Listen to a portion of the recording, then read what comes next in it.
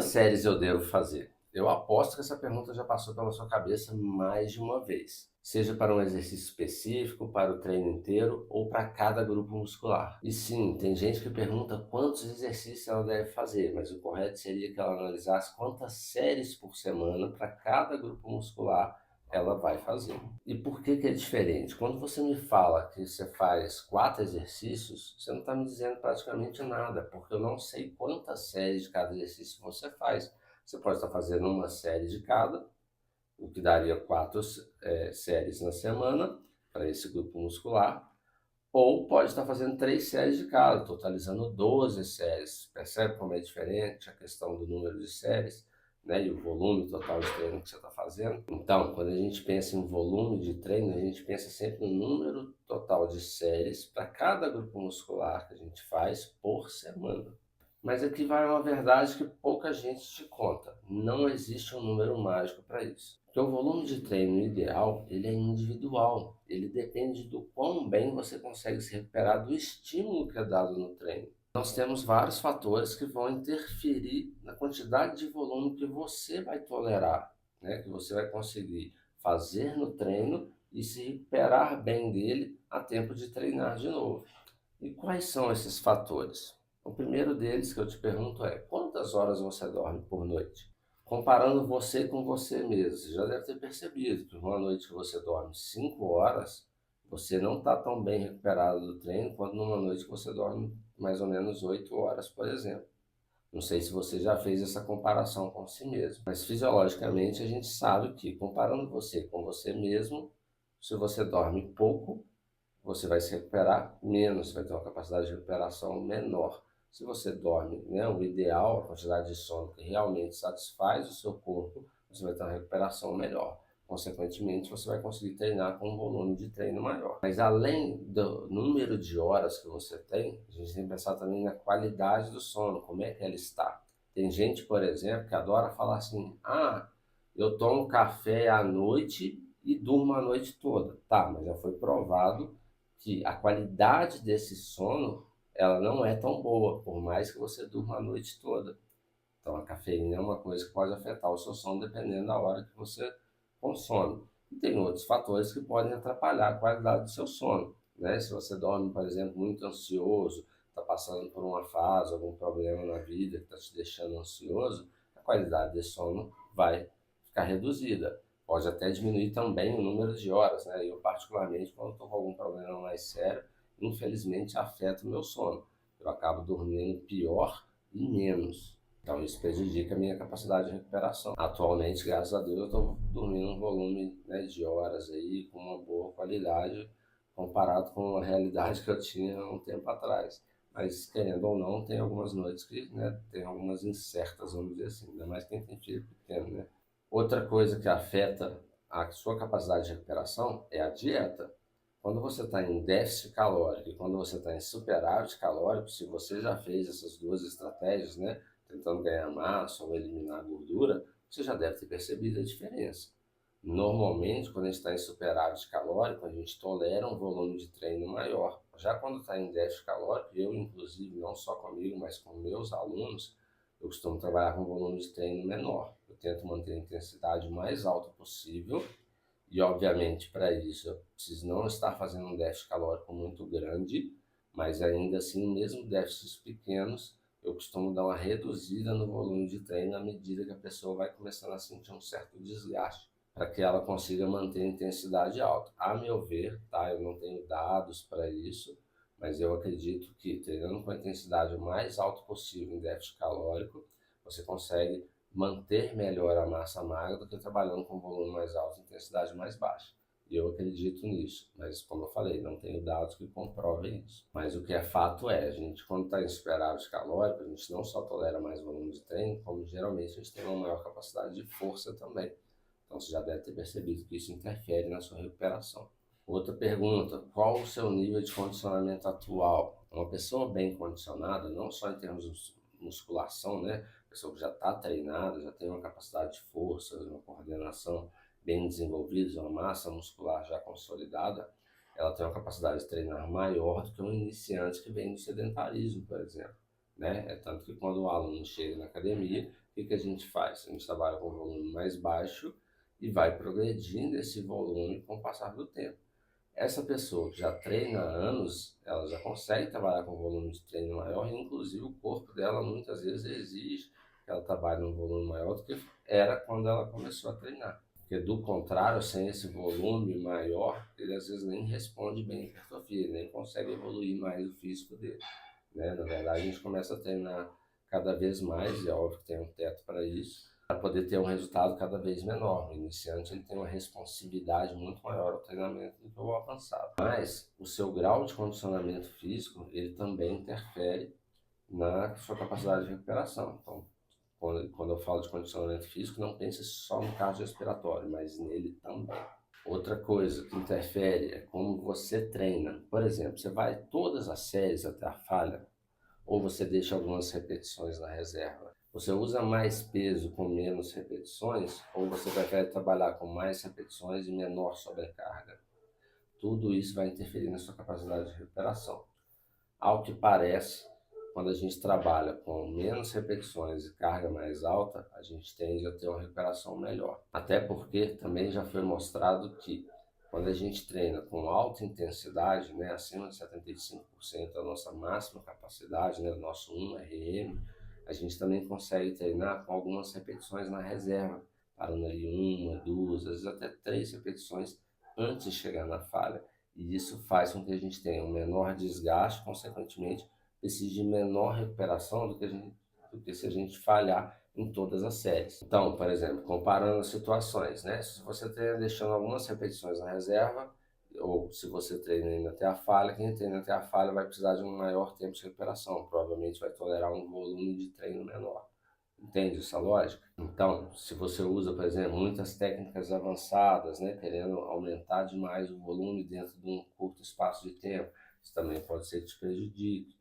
Então, a gente tem que usar com parcimônia, né, aqueles métodos avançados, porque eles podem prejudicar a nossa capacidade de recuperação, já que eles fazem com que a gente acumula mais fadiga. Outro ponto que é crucial, você faz algum outro tipo de esporte, né, faz alguma outra modalidade, por exemplo, e eu percebi, desde que eu comecei a treinar jiu-jitsu, eu precisei reduzir o volume de treino da musculação para conseguir deixar que meu corpo tenha uma boa recuperação e conseguir ter resultados. Tanto para conseguir treinar bem no jiu-jitsu, quanto para poder treinar bem na musculação. Então, se você faz uma outra modalidade, né, treina ela com regularidade, pelo menos ali 2, 3 vezes na semana, você provavelmente está reduzindo um pouquinho a sua capacidade de recuperação, já que você está exigindo, está gerando mais dano, mais fadiga por conta dessa modalidade. Então a gente precisa poder dosar também a questão do volume de treino, né? Como é que está o seu estresse diário? Olha lá no que eu falei lá na questão do sono, né? Que tudo está interligado.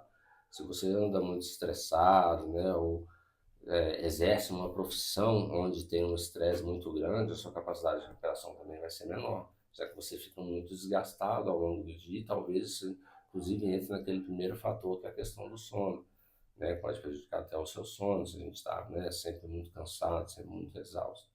Então, dependendo do estresse que você está passando, e aí eu estou falando, obviamente, não só o estresse físico, mas também o mental, ele vai te desgastar. Por exemplo, eu lembro que eu tinha um aluno, quando eu morava lá em Alegre, no Espírito Santo, que esse cara trabalhava embarcado. Então, na primeira semana, né, dentro da escala dele, primeira semana que ele chegava para treinar comigo, ele saía, né, da plataforma lá e vinha treinar comigo, eu tinha que pegar mais leve com ele, porque mesmo ele treinando lá, ele chegava tão cansado que, cara, era nítido, o cara tava abatido, sacou? Você olhava para ele e falava, pô, o cara tá mal, entendeu?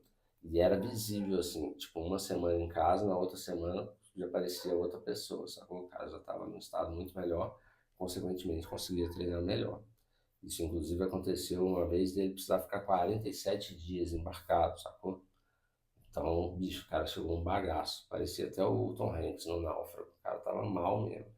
Por mais que ele tentasse cuidar da alimentação, por mais que ele tentasse treinar lá, né? Ele até treinava jiu-jitsu e a musculação, o cara chegava em petição de miséria. Mas por quê? Porque o trabalho dele era muito estressante. Ele era o cara que conduzia a plataforma. Então ele trabalhava com o chefe da empresa dele de um lado, o chefe da empresa contratante, né? O cara tinha meta de quantos barris ele tinha que tirar por hora, entendeu? Se tinha qualquer atraso, o contrato da empresa caía, porque os caras pagavam pelo número de barris que ele conseguia extrair, então gerava um estresse muito grande no cara, entendeu? E, pô, o cara manobrando um negócio gigantesco, né? Só a tampa do oleoduto, ele falou na época, que eram 180 toneladas. Então você imagina o tamanho que é, né, descomunal de uma plataforma, o cara ter que conduzir aquilo em mar aberto. Nessa data que eu falei que ele ficou muito tempo, ele teve que levar do Rio até a Espanha. Então você imagina como é que esse cara não ficou estressado. Outro fator, né, e esse a gente não tem controle sobre ele, é a genética. Tem gente que tolera um volume de treino maior. E, inclusive, às vezes até precisa de um volume de treino maior para poder render. Tem outros que um pequeno volume de treino, o cara tem uma genética boa, treina um pouquinho, o físico do cara já responde pra caramba. E tem outros que não toleram um grande volume. E aí, se você dá um volume um pouco maior para esse cara, você meio que quebra ele. Então, a gente tem que pesar isso também. A sua genética, ela pesa, né? Não só enquanto você consegue treinar, mas também enquanto você responde a esse estímulo que foi dado no treinamento. E esse, como eu falei, é um fator que a gente não controla. Então, lembra sempre que tudo isso influencia em quantas séries você vai conseguir fazer para cada grupo muscular por semana e o quão bem você vai se recuperar dessas séries. Porque tem muita gente que fala assim, ah, mas eu aguentava fazer mais. Tá, mas aí você consegue chegar 100% bem para treinar no próximo dia que já está programado na sua planilha para treinar. Ah, eu conseguia fazer mais num dia, mas dentro do prazo que você tem para se recuperar e treinar novamente essa musculatura, você já tem que estar 100% recuperado, para que você consiga, a longo prazo, fazer, né, progressão de cargas. Então, a estratégia mais inteligente que eu considero, que eu uso comigo, que eu uso com meus alunos, é bem simples, na verdade. Eu sempre começo com um volume de treino menor. E aos poucos eu vou aumentando esse volume de maneira gradual. À medida que ele vai se recuperando bem, vai conseguindo progredir as cargas, nós vamos aumentando o volume. Quando ele estiver rendendo bem, se sentindo bem, a gente vai subindo esse volume. E qual seria o ponto de partida? O que a ciência mostra é que o volume mínimo viável, né, que é efetivo para hipertrofia, é de aproximadamente 4 séries para cada grupo muscular. Já é o suficiente para gerar um bom resultado num aluno iniciante. E aí a gente vai aumentando esse número gradualmente, de acordo com a capacidade de recuperação e também com a prioridade, óbvio, né? Tem músculos que eu vou querer treinar mais, porque eu quero desenvolvê-los mais. E quanto aumentar de volume, né, de um treino para o outro, por exemplo, passou um mês que eu estou com esse volume de treino, eu vou fazer um aumentozinho agora.